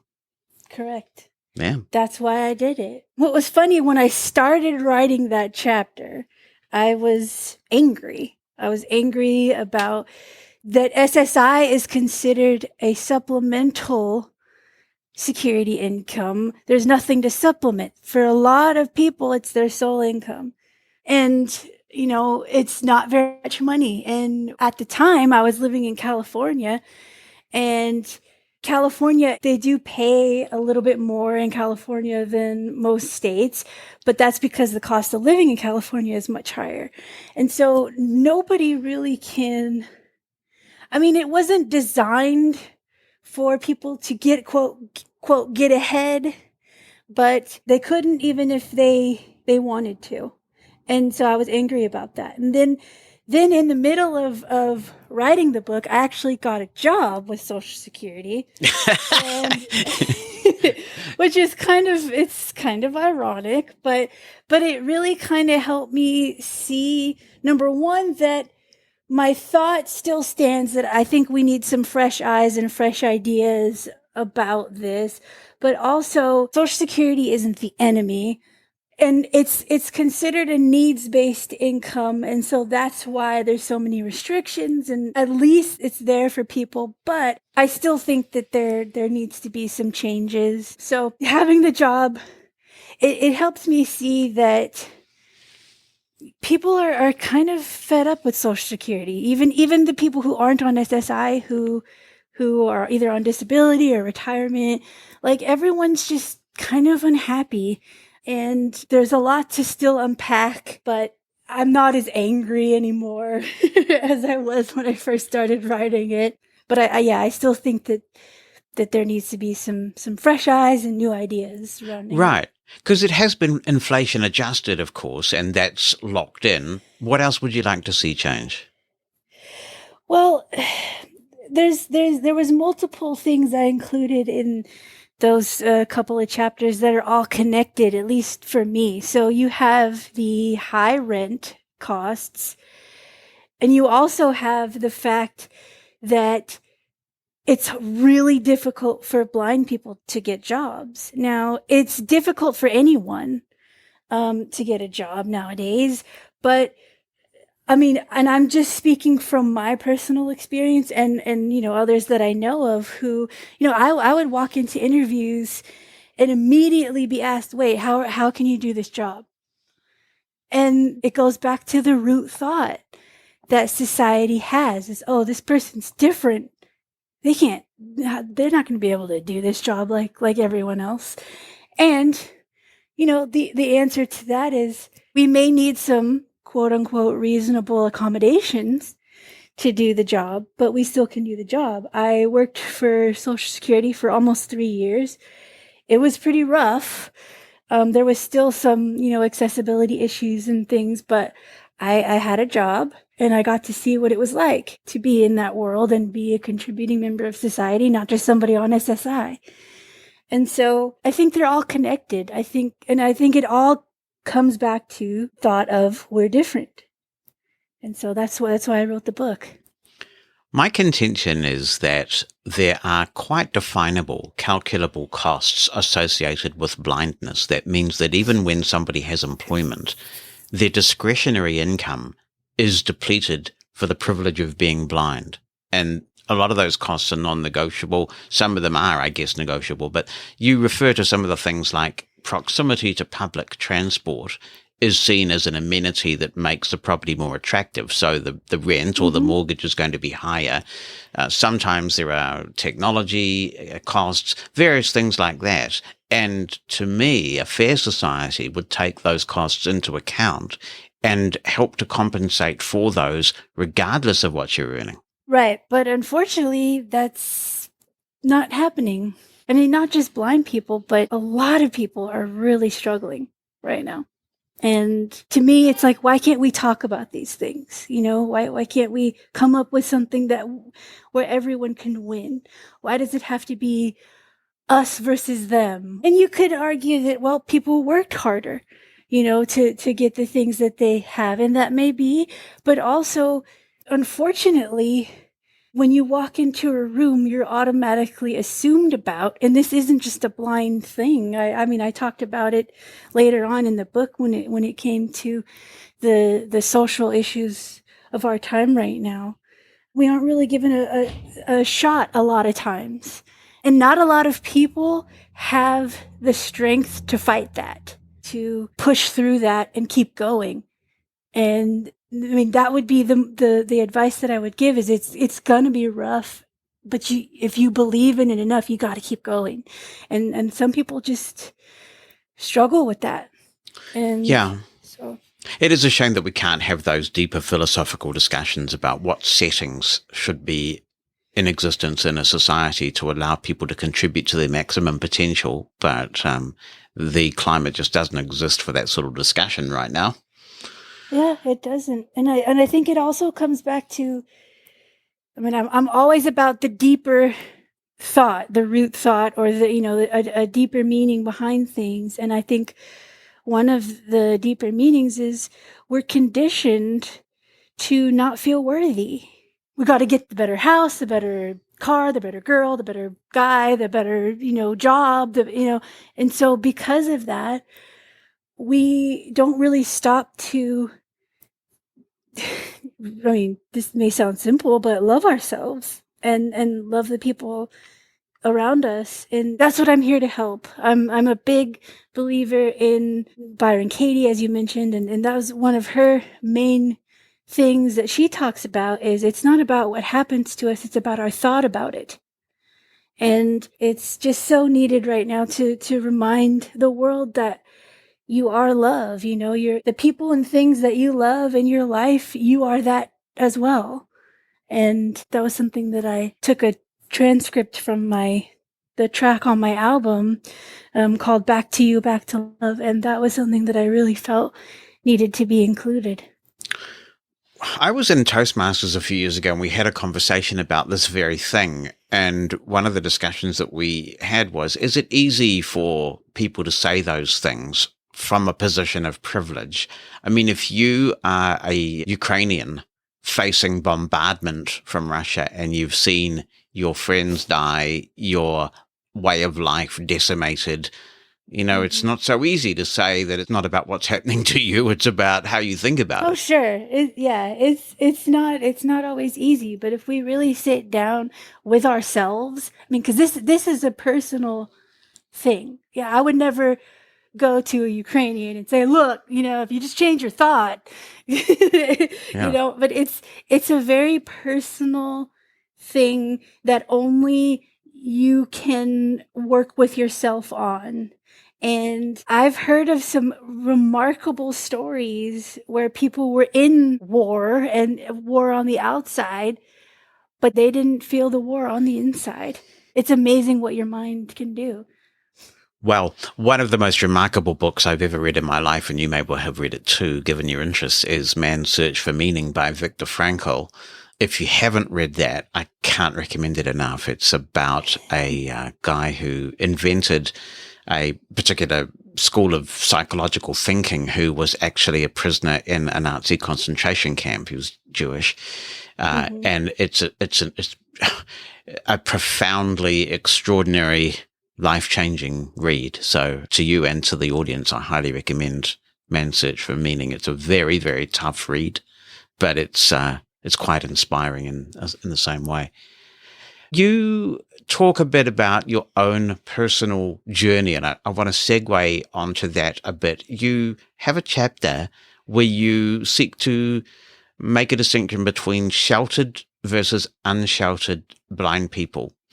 And I was reading it and I thought, well, given what I've read in the preceding chapters, I wonder where you fit. And just as I was forming that thought, you actually answer the question for me. Where do you think you fit in terms of your family's treatment of you growing up and what impact that's had on your own journey? I have characteristics of both, being sheltered and unsheltered, so I can understand it all. When I grew up, my parents, and they're very open about this, their thought was, well, it's easier for us to do it rather than to teach her how. And so it was very hard. When I was out of high school, I had to go to a, living skills type program to learn cooking, cleaning, laundry, financial management, things like that. And I was able to take a lot out of that. And there's still some things to this day that I struggle with, like I'm not much of a cook. And it's just I never got comfortable, and it's something that I do plan to work through and to overcome, because I think I can. Better beats going hungry, right? Right. Yeah. So, and especially, I have health problems now. I have diabetes, and so it's not, you can't be eating out all the time. And, but from what I've seen from other blind people and parents of blind children and things, is that there's some people who have a really hard time socializing as far as, the blind person. They're very, very sheltered because of how they grew up. They were very protected. And of course, you always want to protect your child, but they never learned how to kind of find their own self. And there are some people who have, and it's just, I can see myself in both situations, because I grew up very sheltered, and then I kind of decided I want to live my own life and make my own decisions and be my own person. And so I did really bold things like go to South Africa by myself, and people were really mad at me about that. But I had a great time, and I learned a new culture and got to see it firsthand, and I wouldn't change it for the world. And my family and friends, some of them still are mad at me about it, but it was something I felt like I had to do. And it takes a lot to make those bold choices. So as far as, sheltered and unsheltered, once again, it's about having conversations. I would encourage parents of blind children to encourage your child to find out who they are and to be who they are. Yes, protect and love your child, but let them experience things. Let them go places. Let them, because I took a lot of family trips as a kid too, and I think that helped. This is an important and quite complex subject because, as you said earlier in the interview, there are many people who have never come across a blind person in their lives before. And Right. Suddenly they're confronted with the fact that their child is blind, maybe because of ROP or whatever happened in your case. Whatever the cause, they find themselves with a blind baby. And they may have no concept at all of what is it possible for a blind person to become. What will they do? Will they be dependent Right. on me as a parent for the rest of their lives? And so Right. much of this is the luck of the draw then in terms of who they connect with, whether there are professionals who will fill them with psychobabble or very capable professionals who know the truth about blindness, or mentoring from blind adult role models. So much is the luck of the draw. And then I think another factor is the resilience of the child. So there will be some people who respond to that mollycoddling by saying, I'm not going to accept this. I'm my own person. I'm going to assert my Right. worth and do my own thing and be a bit of a rebel. And of course, sometimes that can create a lot of conflict. But there are other people, just by virtue of their personality, who become a bit downtrodden and Right. don't respond at all and essentially take on that mollycoddling. It's a shame to see that because you see a high level of dependency as a result into adulthood. I would agree with you. And I think I didn't mention this in the book, but I do think there's some psychological factors from blindness and being blind. Like, I know quite a few people, myself included, who have dealt with attachment issues. So I had a friend tell me that she looked at a study once that said that premature babies, because they didn't have that kind of bonding right away with their parents or their mother, or, because they couldn't be held for me, it was many months that I couldn't be held and bonded with like that. So some of them will either get attached to people quite frequently, or, go the other way and have a hard time getting attached to people. And for me, I would get attached to people very, very quickly, very, I'm not a psychologist, but I do think that there's things that can be looked at from that perspective. And even the blind people who I described as sheltered, it doesn't mean bad. A lot of us will judge those types of people too. Oh, they're just sheltered. They, they're don't pay them any mind. But that couldn't be further from the truth. It's just, just like anyone, they may not have figured things out yet. We just, can be loving and supportive as best we can. And, we don't have to hang out with all blind people, but I mean, Yeah, and there's an affinity there, though, isn't there, with other blind people too, because there's a commonality of experience in many cases. And I think that's one of the things that holds this podcast together, is that it's a safe place where we can talk about our experiences. If sighted people want to listen in, they're very, very welcome, and we thank them for it. But this is a safe place for us to just have those discussions, and we need that.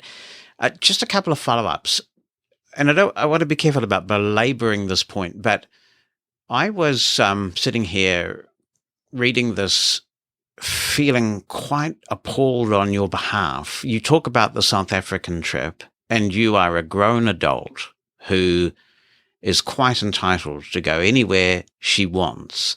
And yet you had a situation where your family member withheld your passport from you to the point that you had to obtain another passport. Because even though you were an adult, because you are blind, they felt they had the right to withhold your passport from you. And I was appalled by that. Yeah. I'm not a parent myself, so it's really hard to speak on it from the parent's experience. But all I can say is my mom was very, very scared. She was very scared. She didn't really know where I was going. She only knew what she saw on TV or what she thought, like what she's heard. So it's hard raising a child who just, does what they want to do. And I got that from her. She's a very headstrong, strong-willed, does what she want to do, doesn't take no for an answer type of person, and so am I. And so I just tried to be as loving and understanding as I could. And, and I just told her, I said, this is something I feel like I have to do. I was in a relationship with someone who lived there in South Africa, and I wanted to see if it would work, or not. I wasn't planning on moving there or anything at the time. I was just trying to see what was up, and it didn't work out, the relationship, but I learned something about myself. I learned something about a new culture. That experience, I wouldn't change it for the world. And so I wasn't going against my mom. She may think otherwise, but it was me just trying to experience this thing. And so yeah, I got a new passport, and it caused a lot of friction, but it also kind of brought us closer too nowadays, because now we're a lot closer than we were back then. So does she, in retrospect, agree that it was the wrong thing to do to withhold the passport from you that you were legally entitled to have? I don't think so. I think she thinks she was doing the right thing because she didn't want me to go. She was scared. She felt I was going to a dangerous place. Yeah, and you got And- your phone stolen from you in the bad Right, station. and the funny thing is the really ironic thing is when I went, my house was robbed when I went to South Africa.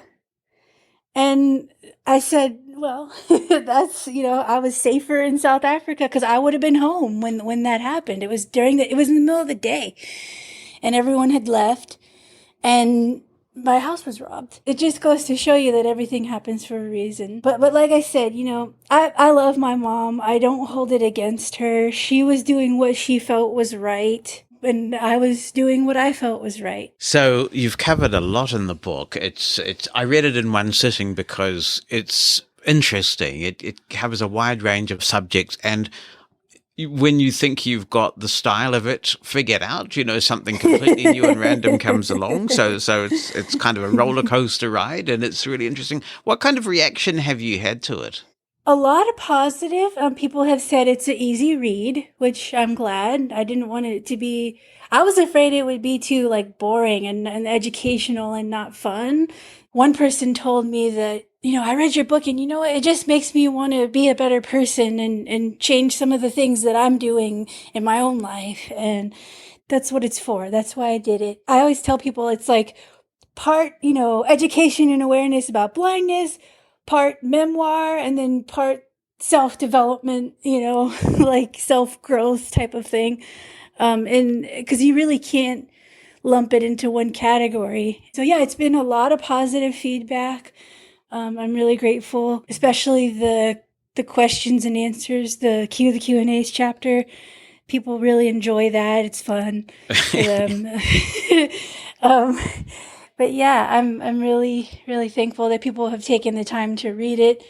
One person told me, yeah, when I go into the bathroom, I take a chapter and I'm like, oh, well, I'm glad I could be your bathroom entertainment. And they're like, no, it helps me focus. I'm like, okay, well, hey, whatever works. What accessible formats is it available in? Right now it's Kindle, and it's on Audible, Amazon. Do you do the audible narration? Yes. Yep. So that was fun too. That was cool to do. And what was the process that you used to do the audible narration? People ask me this, is so funny. Okay, so I actually used a screen reader to read it and just spoke what the screen reader said. Because I found I did it faster than, reading it in Braille or, so I just had it really is a skill to do that, by the way, to have a screen reader going and you just saying what it's saying as it's saying it it. Absolutely is. Yeah. So But I'm glad to hear that you've done it. I've gone right off Audible books or audio books in general, and I'm not quite sure why that is, but I do like audio books where they're a memoir or a biography of some kind, and the author's narrating, because there's something kind of personal about that. And I think this is one of those books where hearing your audio narration of it will be quite impactful. Yeah, I was really lucky too to have Neil do his part, and then my friend Javon, who wrote the poem, he read the poem for the audio version. He was also the voice of the question guy who was asking all the questions for the question and answer thing. So it was really cool, and I did it in my little home studio that I had, and it was very time consuming but very fun because I wanted people who enjoy audiobooks to be able to enjoy it. So I'm glad it's there. And it's not on Bookshare or Bard, is that correct? Not that I know of. It's on Apple Books as the audio too for for iOS, but I don't think it's on Bard.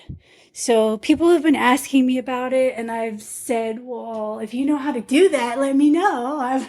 But people don't seem to know. So okay. And you also do music, and you're streaming on all the usual places, Spotify, Apple Music, all those good places. And if people are feeling generous, they can also buy the album on iTunes. iTunes and Amazon. Yeah, it's called Something for Everyone. And my artist name is Sammy Sweet Spirit, like the author name. And also I have, if you want like free music, I have a bunch of music on my YouTube channel, Sammy Sweet Spirit. And I also have a website, sammysweetspirit.com as well. So that's how got to you look can after the find branding. it. Yeah. I've really enjoyed this, and thank you for sharing the book with me and for having such a frank discussion. It is a thought-provoking read, and although I think blind people are not the primary audience, I think a lot of blind people will enjoy reading this and perhaps just going, and identifying, and perhaps being challenged in some ways too with the views that you're expressing, because you don't hold back, and I think that's a really good thing. So thank you very much for coming on the podcast. I really appreciate that.